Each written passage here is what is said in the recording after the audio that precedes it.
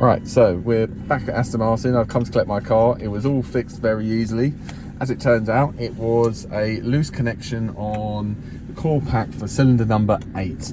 So very simply sorted, and it didn't cost me anything. So Granger really looked after me, as I'm not surprised because they're nice people, which is a nice and easy fix, which no one really expects in Aston Martin, but a nice surprise for once. Well, I say for once, to be fair, this car really doesn't cost me a lot in terms of problems. So yeah, good one.